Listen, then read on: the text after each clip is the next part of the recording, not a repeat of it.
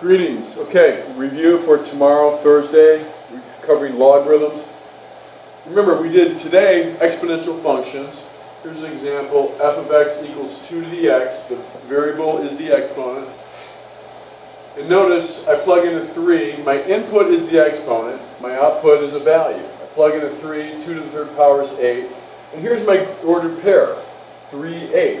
Remember, that's what I put in. A logarithm is the inverse function to an exponential function.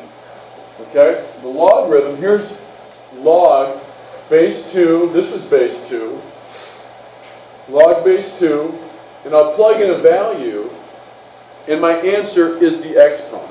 Okay? So here, log base 2, I'm going to plug in 8. And the logarithm is, the answer to a logarithm is an exponent. It's going to ask me, I'm sorry, it's asking you what is the exponent that I raise this base to get 8.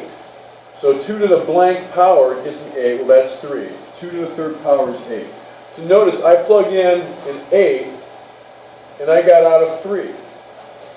3, 8, 8, 3. Notice, remember, inverse functions, I plug in a 3, get an 8. The inverse, I take that 8, I plug it in, and I back to where I started. Okay, I undid what happened. Here's the graph of f equals 2x. We should be familiar. Notice is f of negative 2 is 1 over 2 squared, or 1 over 1/4.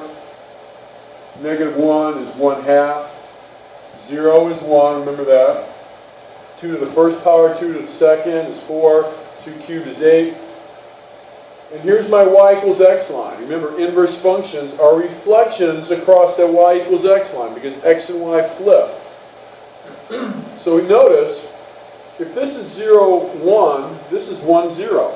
This is 1, 2, this is 2, 1. This is 2, 4, this is 4, 2. This is 3, 8, this is 8, 8, 3. So let's take a look and see how that works out. Let's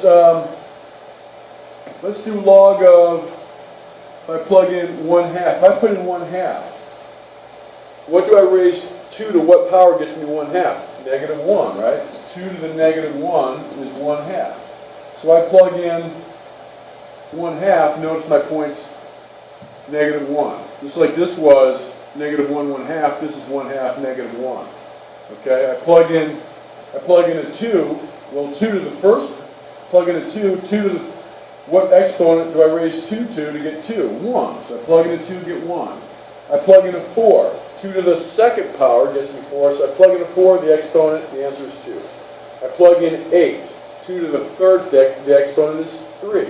Okay? So there's a logarithm.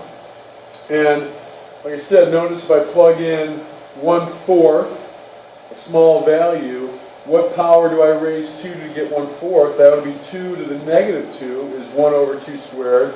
So notice I'm negative 2 here. And the closer I get to 0, like 1/8 is negative 3. 1/16 is negative 4. And the closer I get to 0, the more negative I'm getting. Okay?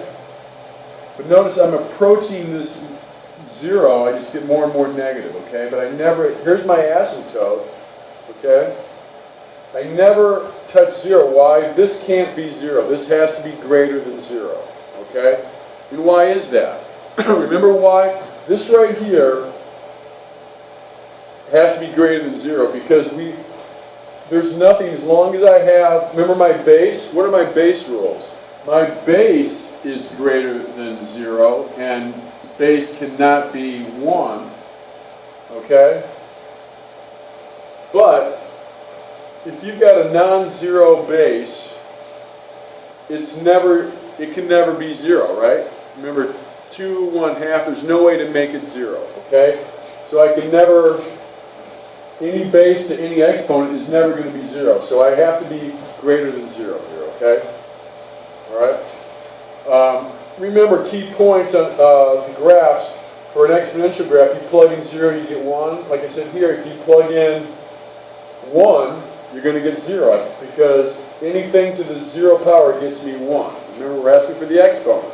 I plug in 1. What's the exponent that you raise anything to get 1? It's 0. 1, 0 is the point that all your logarithms will go through, okay? Okay, let's clear that off. Here's some rules. Log of m times n, a times b, log of 4 times 6 can be separated as each individual log added together. Remember, when we multiply like bases, we add the exponents. So the log of m times n can be expressed as the log of m plus the log of n. Okay? Because these are basically exponents. We got the same base, right?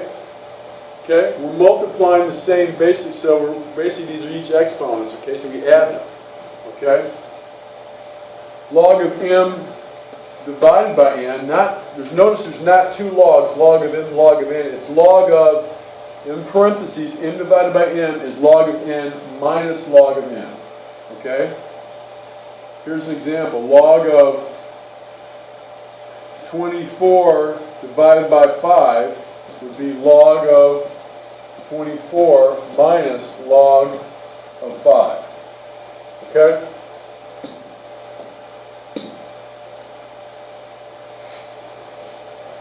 Anytime, notice, log of, notice there's no base here, and it's a log.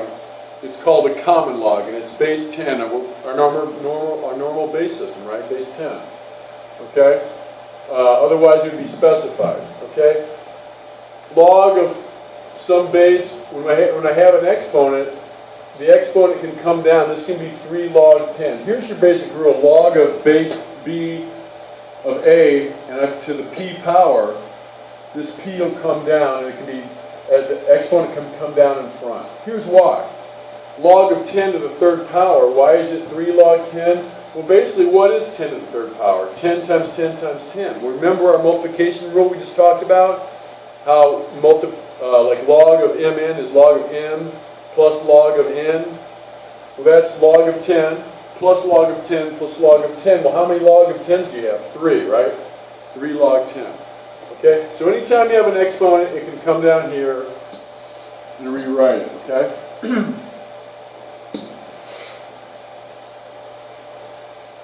Anytime your base and the number are the same, it's 1, right? What were exponent? Log of b, log of base b to b.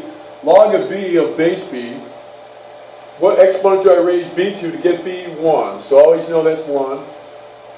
And again, if you see log of b to b and you've got that x up there, it's just x. Well, why? It's pretty simple. 1, we know that exponent rule, the exponent comes down.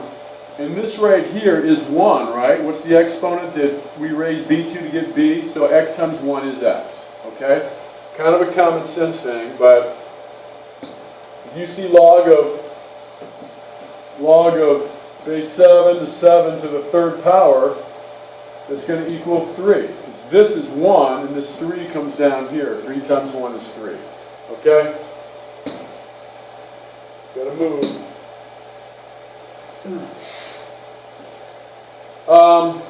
Don't worry too much about this. We used to have to, before calculators had this capability, we had to be able to change bases. And this is a change of base formula. And if I want to go from log of a to log of base a to log of base b, okay? I want to go from log base a to base b, and I want to convert this number to base b. And let's say the number's x, I would take log base a of my number x divided by log base a of what base I'm going to, okay? And that would convert it to base b. And here would be an example. All right, I've got log base 2 of 8. I want to go to base 4. So I'm in base 2, so log base 2, and I want to go to base 4. Log base 2 of 8 divided by log base 2 of base 4 gives me log base 4 of 8. Okay? A lot of stuff here. All right, this is this is some number b being raised to an exponent, but this is an exponent, this right here, okay? But my exponent is in the form of log of base b of x. This is going to equal x. Whenever you have something like, let's say 7 to the exponent log base 7 of 3, the answer is going to be 3. Why is that? Well, remember, this right here is the answer to this is an exponent. This answer is the exponent. We raise b to it is the answer that this exponent is the exponent that b is raised to get x. So if we've got that exponent, here's b, and I'm raising it to that exponent, I'm going to get x. Okay? So that's why you get x here. I hope that makes sense. It's kind of circuitous logic. But this right here, log base b of x, is an exponent. It's the exponent that b is raised to get x. So if I raise b to that exponent, I get x. Here, 7 to some exponent gets me 3. Well, that's that exponent. 7 to that exponent is going to get me 3. All right.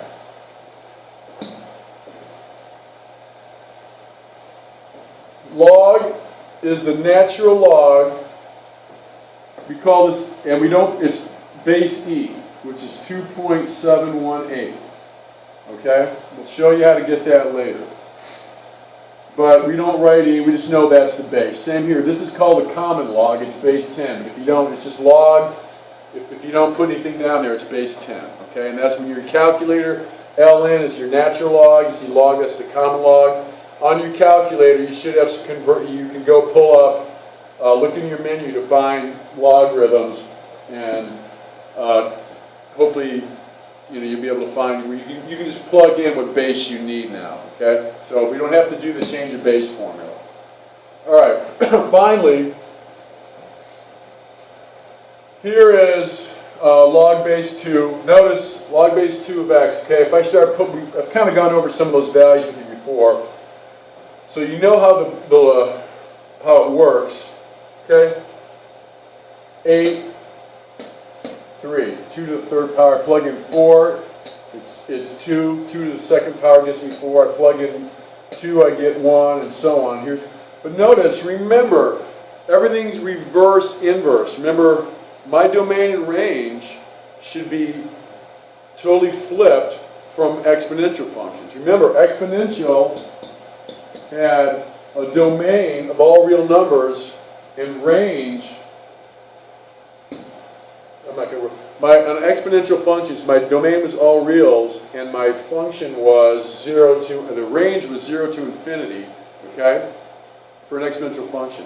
That's all going to flip now. Notice, now my domain, it flips now. Now the domain is 0 to infinity, and my range is all reals. It's going to go down from negative infinity, and although this is a very shallow incline, it's still going on forever, and it's climbing forever to this direction to infinity.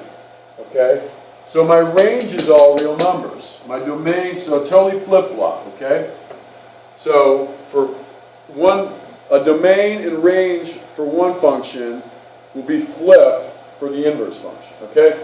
That's all I have. Real quick, I'll do one more thing. Log of x of, let's say, x minus 2. That would be what? This shift's going to go shift, everything's going to shift right. Be real quick. Got a couple things here.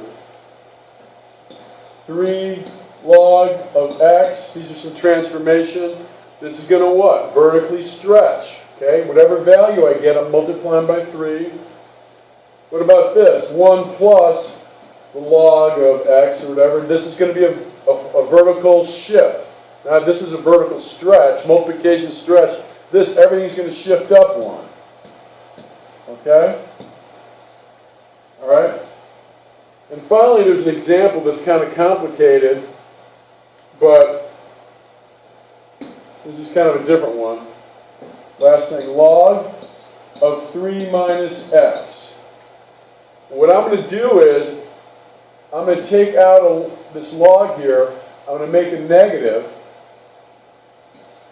and if I make a negative, it changes the sign of everything. Everything's still the same value, it's just written differently, right? It's going to be, this negative x will now be positive, so a negative times x gets me the negative x, and a positive 3. Okay? And the negative times the plus 3 gets me the, minus 3. Yeah, negative times x gets me negative x. And yeah, I need a... Yeah, so I double check my work there. Negative times x gets me negative x, and negative times a negative gets me that positive 3. But now it's written in a way that I can understand. I've got the x first. So what's this negative outside the parentheses do? I wanted to get, we don't have these transformations like that where it's minus x. I want the x first, minus or plus the value of the horizontal shift. So real quick, I took out a negative and changed it and reordered it. So I have an x minus or an x plus. In this case, so what's this negative do? This is going to reflect it across the y-axis, okay? Or I just missed that. Just a second here. Shoot. Sorry about that, guys. Here we go. Yeah, I was right. Okay? Yeah, because it's outside. I just wanted to make sure I got that right. Okay? So yeah, this is reflected across the y-axis, and this is going to be what? This is going to be a shift right. Okay? So those are some transformations. Remember, anything in here is input. Anything out here, I'm affecting the output. Okay? All right, that's all I have. Hopefully I'm under 15 minutes. See you Friday.